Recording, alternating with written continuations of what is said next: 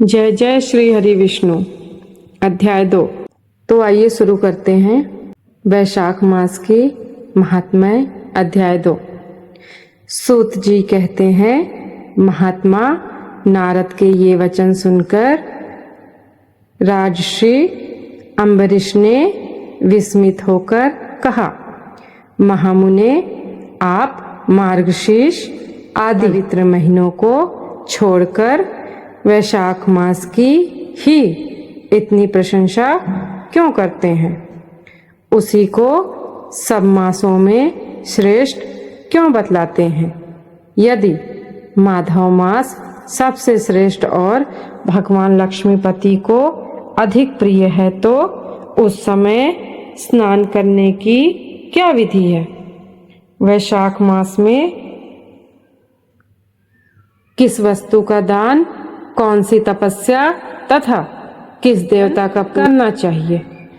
कृपा निधे उस समय किए जाने वाले पुण्य कर्म का आप मुझे उपदेश कीजिए। सद्गुरु के मुख से उपदेश की प्राप्ति दुर्लभ होती है। उत्तम देश और काल का मिलना भी बड़ा कठिन होता है। राज्य प्राप्ति आदि दूसरे कोई भी भाव हमारे हृदय को इतनी शीतलता नहीं प्रदान करते कि आपका यह समागम। नारद जी ने कहा, राजन सुनो, मैं संसार के हित के लिए तुमसे माधव मास की विधि का वर्णन करता हूँ। जैसा कि पूर्व काल में ब्रह्मा जी ने बतलाया था। पहले तो जीव का भारतवर्ष में जन्म होना ही दुर्लभ है। उससे भी अधिक दुर्लभ है वहाँ मनुष्य की योनि में जन्म। मनुष्य होने पर भी अपने अपने धर्म पालन में प्रवृत्ति होने तो और भी कठिन है।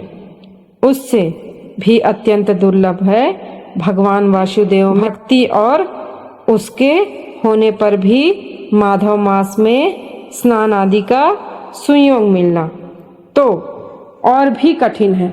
माधव मास माधव लक्ष्मीपति को बहुत प्रिय है।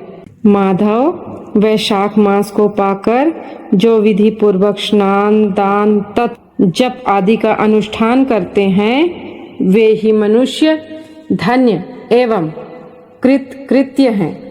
उनके दर्शन मात्र से पापियों के भी पाप दूर हो जाते हैं और वे भगवत भाव से भावित होकर धर्माचरण के अभिलाष बन जाते हैं।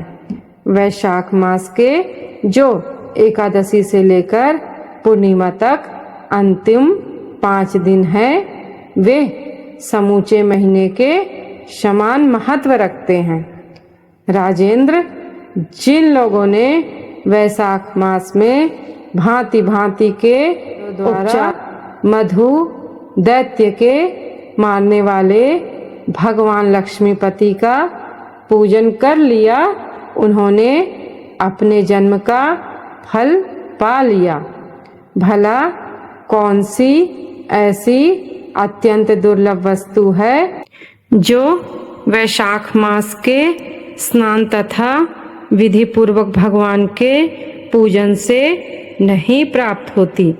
जिन्होंने दान, होम, जप, तीर्थ में प्राण त्याग तथा संपूर्ण पापों का नाश करने वाले भगवान श्री नारायण का ध्यान नहीं किया, उन मनुष्यों का जन्म इस संसार में व्यर्थ ही समझना चाहिए।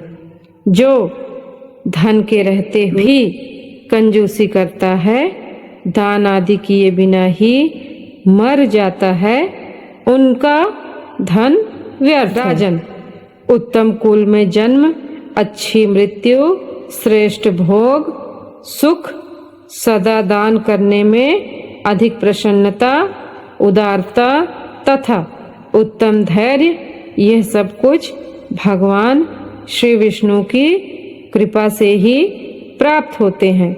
महात्मा नारायण के अनुग्रह से ही मनोवांछित सिद्धियां मिलती हैं, जो कार्तिक में, माघ में तथा माधव को प्रिय लगने वाले वैशाख मास में स्नान करके मधुहंता, लक्ष्मीप्रति, दामोदर विशेष विधि के साथ भक्ति पूर्वक पूजा करता है और अपनी शक्ति के अनुसार दान देता है,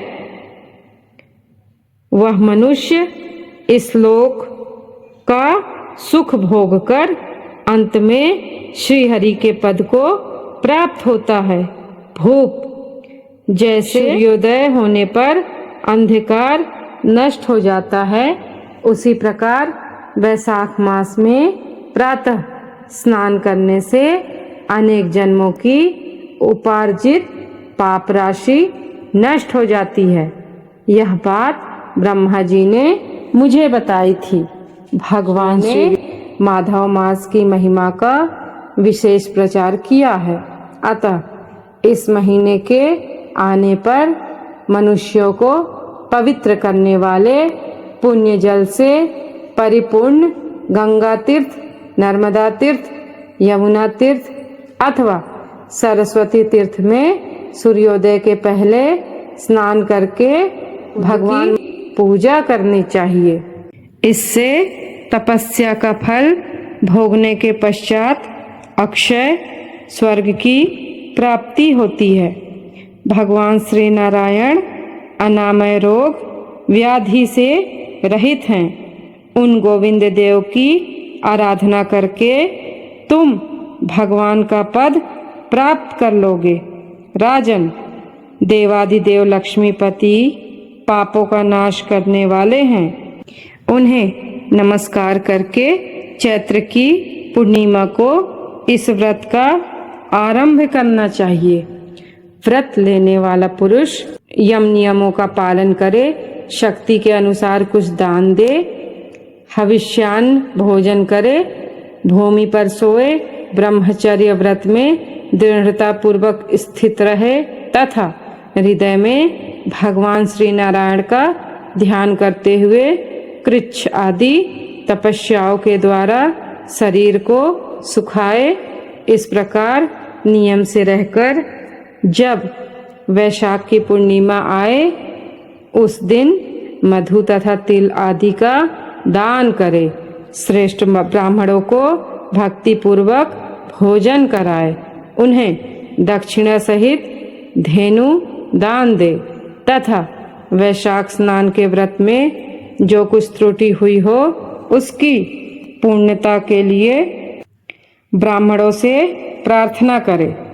भूपाल, जिस प्रकार लक्ष्मी जी जगदीश्वर माधव की प्रिया हैं, उसी प्रकार माधव मास की मधुसूदन को बहुत प्रिय है।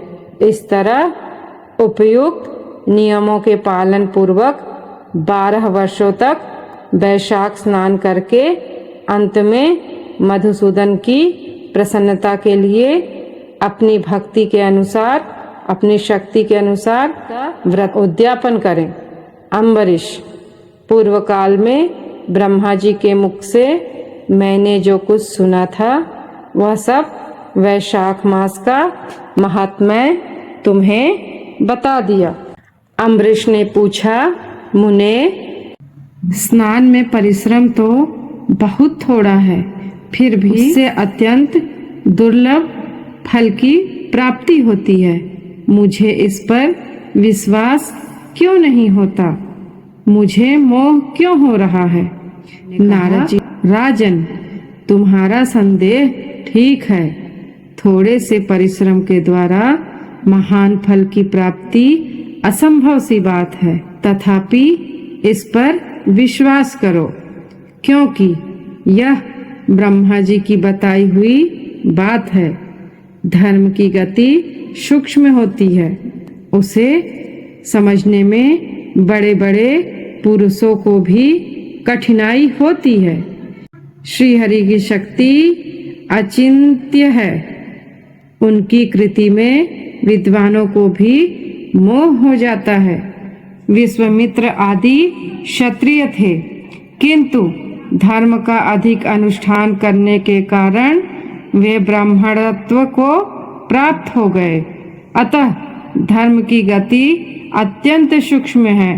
भूपाल, तुमने सुना होगा अजामिल अपनी धर्म पत्नी का परित्याग करके सदा पाप के मार्ग पर ही चलता था। तथापि मृत्यु के समय उसने केवल पुत्र के स्नेहवश नारायण कहकर पुकारा। पुत्र का चिंतन करके नारायण का नाम लिया, किंतु इतने से ही उसको अत्यंत दुर्लभ पद की प्राप्ति हुई। जैसे अनिच्छापूर्वक भी यदि आग का स्पर्श किया जाए तो वह शरीर को जलाती ही है, उसी प्रकार किसी दूसरे निमित्त से भी यदि श्री गोविंद का नामोच्चारण किया जाए तो वह पाप राशि को भस्म कर डालता है। जीव विचित्र है, जीवों की भावनाएं विचित्र हैं, कर्म विचित्र हैं तथा कर्मों की शक्तियां भी विचित्र हैं। शास्त्र में जिसका महान फल बताया गया हो वही कर्म महान है। फिर वह अल्प परिश्रम साध्य हो या अधिक परिश्रम साध्य, छोटी सी वस्तु से भी बड़ी से बड़ी वस्तु का नाश हो जाता है, जरा भी चिंगारी से। बोझ के तीन स्वाहा हो जाते हैं। जो श्री कृष्ण के भक्त हैं उनके अनजान में किए हुए 1000 हत्याओं से युक्त भयंकर पातक तथा चोरी आदि पाप भी नष्ट हो जाते हैं। वीर, जिसके हृदय में भगवान श्री विष्णु की भक्ति है, वह विद्वान पुरुष यदि थोड़ा सा भी पुण्य कर्म करता है तो वह अक्षय फल देने वाला होता है। अतः माधव मास में माधव की पूर्वक आराधना करके मनुष्य अपनी मनोवांछित कामनाओं को प्राप्त कर लेता है। इस विषय में संदेह नहीं करना चाहिए। शास्त्रोक्त विधि से किया जाने वाला छोटे से छोटा कर्म क्यों न हो, उसके द्वारा बड़े से बड़े पाप भी क्षय हो जाता है तथा उत्तम कर्म की वृद्धि होने लगती है। राजन, भाव तथा भक्ति दोनों की अधिकता से फल में अधिकता होती है। धर्म की गति सूक्ष्म है, वह कई प्रकारों से जानी जाती है। महाराज, जो भाव से हीन होते हैं, जिसके हृदय में उत्तम भाव एवं भगवान की भक्ति नहीं है, वह अच्छे देश और काल में जा जाकर जीवन भर पवित्र गंगा जल से नहाता और दान देता रहे तो भी कभी शुद्ध नहीं हो सकता। ऐसा मेरा विचार है। अतः अपने हृदय कमल में शुद्ध भाव की स्थापना करके वैशाख मास में प्रातः स्नान करने वाला जो विशुद्ध चित्त पुरुष भक्ति पूर्वक भगवान लक्ष्मीपति की करता है, उसके पुण्य का वर्णन करने की शक्ति मुझ में नहीं है। अतः भोपाल, तुम वैशाख मास फल के विषय में विश्वास करो। छोटा सा शुभ कर्म भी सैकड़ों पापों का नाश करने वाला होता है। जैसे हरि नाम के भय से राशि राशि पाप नष्ट हो जाते हैं, उसी प्रकार सूर्य के मेष राशि पर स्थित होने के समय प्रातः स्नान करने से तथा तीर्थ में भगवान की स्तुति करने से भी समस्त पापों का नाश हो जाता है। जिस प्रकार गरुड़ के तेज से सांप भाग जाते हैं, उसी तरह प्रातःकाल वैशाख स्नान करने से पाप पलायन कर जाते हैं। यह निश्चित बात है। जो मनुष्य मेष राशि के सूर्य में गंगा या नर्मदा के जल में नहाकर 1, 2 या 3 समय भक्ति भाव के साथ पाप प्रशमन नामक स्तोत्र का पाठ करता है, वह सब पापों से मुक्त होकर परम पद को प्राप्त होता है। अम्बरिक, इस प्रकार मैंने थोड़े में यह वैशाख स्नान का सारा महात्म्य सुना दिया। अब और क्या सुनना चाहते हो? जय जय श्री हरि विष्णु।